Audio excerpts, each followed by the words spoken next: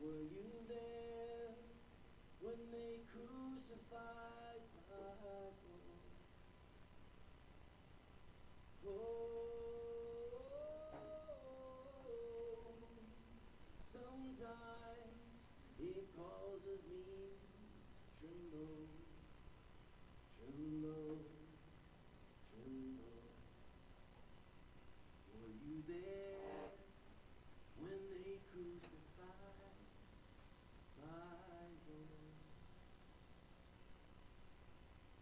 Were you there when they nailed him to a tree? Were you there when they nailed him to a tree? Oh,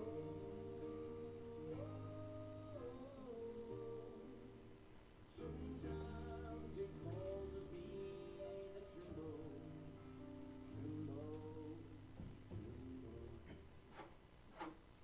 Were you there when they nailed him to a tree? Were you there when they laid him in the tomb? Were you there when they laid him in the tomb?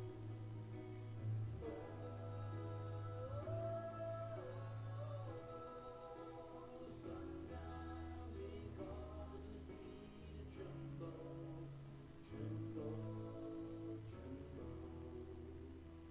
Were you there when they laid him in the tomb? Were you there when he rose up from the dead? Were you there when he rose up from the dead?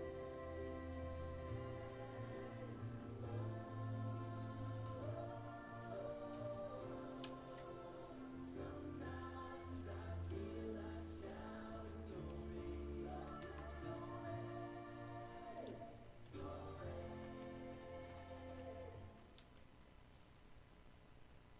Were you there when he rose up from the dead? Jesus went forth with his disciples across the Kidron Valley, where there was a garden, which he and his disciples entered. Now Judas, who betrayed him, also knew the place, for Jesus often met there with his disciples. So Judas, procuring a band of soldiers and some of the officers from the chief priests and the Pharisees, went there with lanterns and torches and weapons. Then Jesus, knowing all that was to befall him, came forward and said to them, "Whom do you seek?" They answered him, saying, "Jesus of Nazareth." And Jesus said to them, "I am he." Judas, who betrayed him, was standing with them. When he said to them, "I am he," they drew back and fell to the ground. And again he asked them, "Whom do you seek?" And they said, "Jesus of Nazareth." Jesus answered, "I told you that I am he. So if you seek me, let these men go." This was to fulfill the word which he had spoken. "I did not lose a single one of those whom you gave me." Then Simon Peter, having a sword, drew it and struck the high priest's slave and cut off his right ear. The slave's name was Malchus. And Jesus said to Peter, "Put your sword into the sheath. Shall I not drink the cup which the Father has given me?"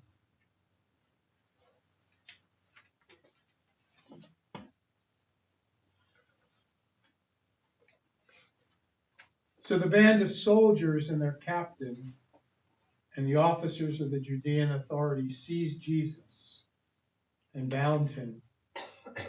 First they led him to Annas, for he was the father-in-law of Caiaphas, who was the high priest that year. It was Caiaphas who had given counsel to the religious authorities that it was expedient that one man should die for the people.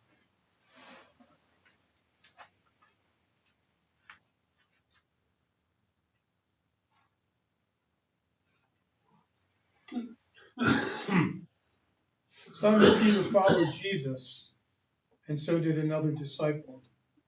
As this disciple was known to the high priest, he entered the court of the high priest along with Jesus, while Peter stood outside the door. So the other disciple, who was known to the high priest, went out and spoke to the woman who guarded the gate and brought Peter in. The woman who guarded the gate said to Peter, "Are you not also one of this man's disciples?" He said, "I am not." Now the servants and officers had made a charcoal fire because it was cold, and they were standing and warming themselves. Peter was also with them, standing and warming himself.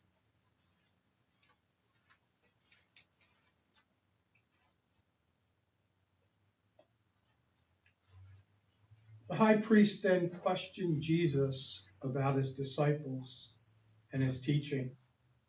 And Jesus answered him, "I have spoken openly to the world. I have always taught in synagogues and in the temple, where all Jewish people come together. I have said nothing secretly. Why do you ask me? Ask those who have heard me what I've said to them. They know what I said." And when he said this, one of the officers standing by struck Jesus with his hand, saying, "Is that how you answer the high priest?" And Jesus answered him, "If I've spoken wrongly, bear witness to the wrong. But if I've spoken rightly, why do you strike me?" Annas then sent him bound to Caiaphas, the high priest.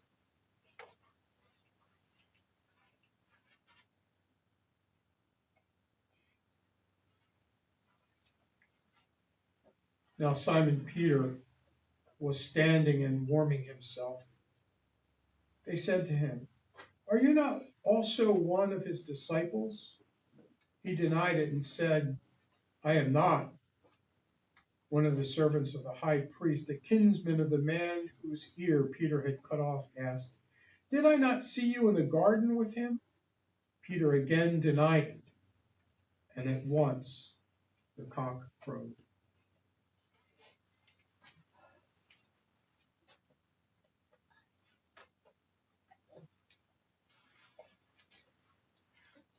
Then they led Jesus from the house of Caiaphas to Pilate's headquarters. It was early.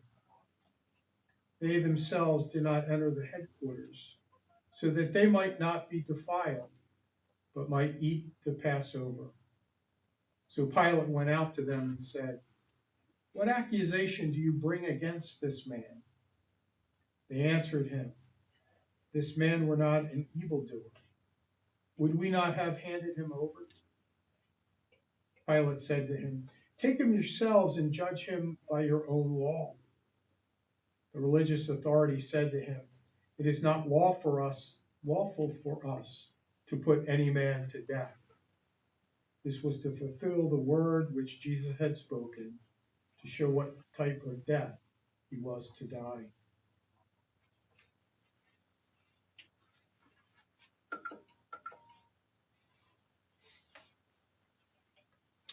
Pilate entered the headquarters again and called Jesus and said to him, "Are you the king of the Jews?"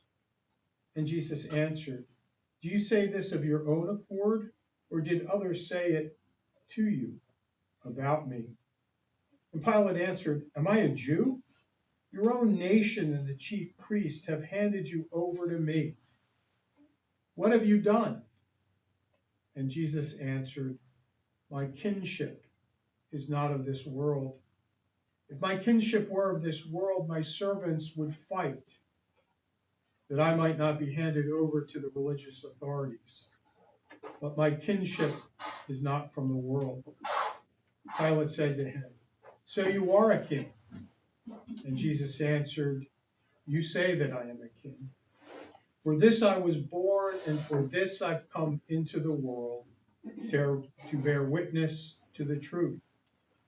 Everyone who is of the truth hears my voice. And Pilate said to him, what is truth?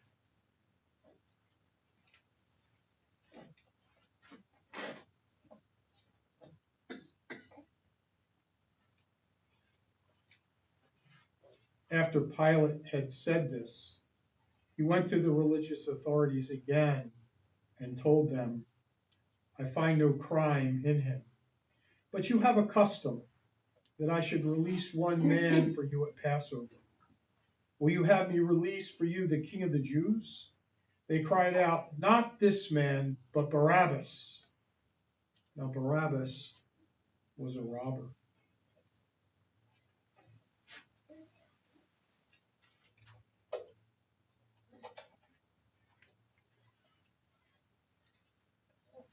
Then Pilate took Jesus and scourged him. And the soldiers plaited a crown of thorns and put it on his head, and arrayed him in a purple robe. They came up to him, saying, Hail, King of the Jews, and struck him with their hands. Pilate went out again and said to them, see, I'm bringing him out to you, that you may know that I find no crime in him. So Jesus came out, wearing the crown of thorns and the purple robe. And Pilate said to them, behold the man. When the chief priests and the officers saw him, they cried out, crucify him, crucify him. And Pilate said to them, take him yourselves and crucify him, for I find no crime in him. The religious authorities answered him, we have a law, and by that law he ought to die, because he has made himself the Son of God. When Pilate heard these words, he was the more afraid. He entered the headquarters again and said to Jesus, where are you from? But Jesus gave no answer. Pilate therefore said to him, will you not speak to me? Do you not know that I have the power to release you and the power to crucify you?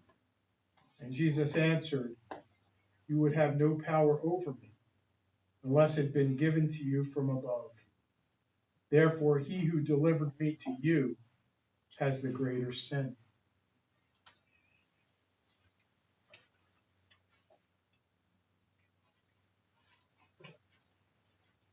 Upon this, Pilate sought to release him. But the religious authorities cried out, if you release this man, you are not Caesar's friend. Everyone who makes himself a king sets himself against Caesar. When Pilate heard these words, he brought Jesus out and sat down on the judgment seat at a place called the Pavement, in Hebrew, Gabbatha. Now it was the day of preparation of the Passover. It was about the 6th hour. He said to the religious authorities, behold your king. And they cried out, away with him, crucify him. And Pilate said to them, shall I crucify your king? The chief priests answered, we have no king but Caesar. They handed him over to them to be crucified.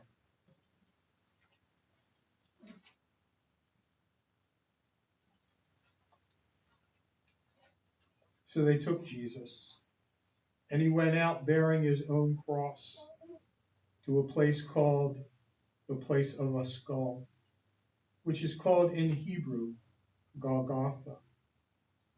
There they crucified him, with him 2 others, one on either side, and Jesus between them. Pilate also wrote a title and put it on the cross. It read, Jesus of Nazareth, the King of the Jews. Many of the Judeans read this title, for the place where Jesus was crucified was near the city, and it was written in Hebrew, in Latin, and in Greek. The Jewish chief priests then said to Pilate, "Do not write the King of the Jews." But this man said, "I am the King of the Jews." And Pilate answered, "What I have written, I have written."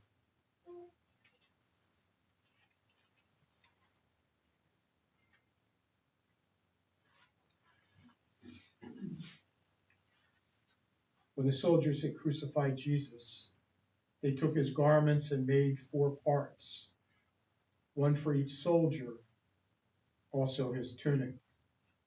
But the tunic was without seam, woven from top to bottom. So they said to one another, "Let us not tear it, but cast lots for it, to see whose it shall be." This was to fulfill the scripture. They parted my garments among them, and for my clothing they cast lots.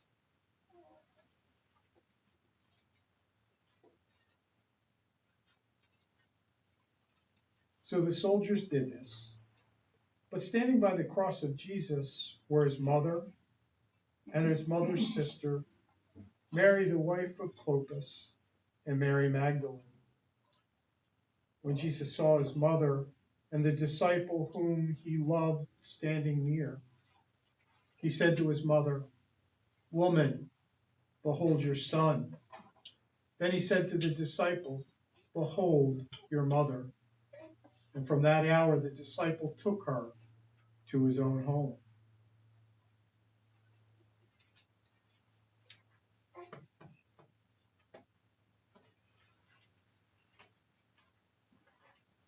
After this, Jesus, knowing that all was now finished, said, "I thirst." A bowl full of vinegar stood there. So they put a sponge full of the vinegar on hyssop and held it to his mouth. When Jesus had received the vinegar, he said, "It is finished." And he bowed his head and gave up his spirit.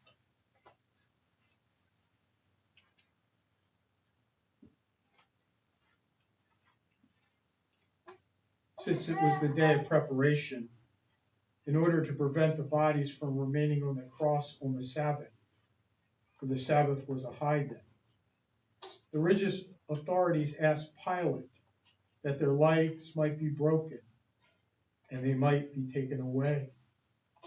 So the soldiers came and broke the legs of the first and of the other who had been crucified with him. But when they came to Jesus, they saw that he was already dead.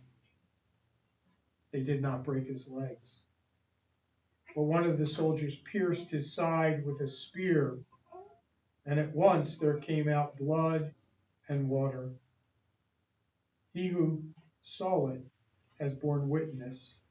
His testimony is true, and he knows that he tells the truth, that you may also believe. For these things took place that the scripture might be fulfilled. Not a bone of him shall be broken. And again another scripture says, they shall look on him whom they have pierced.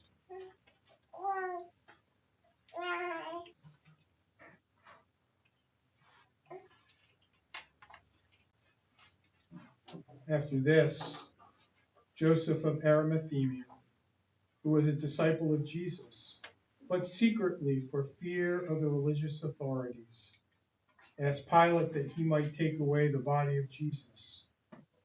And Pilate gave him leave. So he came and took away his body. Nicodemus also, who had first come to him by night, came bringing a mixture of myrrh and aloes, about 100 pounds weight.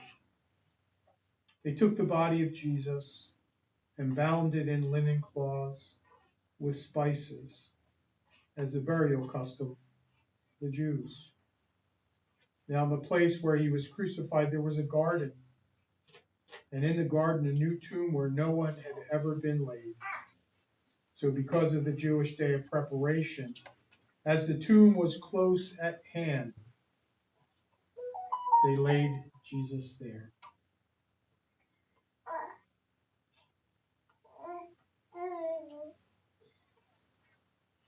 Go in peace. May Jesus Christ, who for our sake became obedient unto death, even death on a cross, keep you and strengthen you this night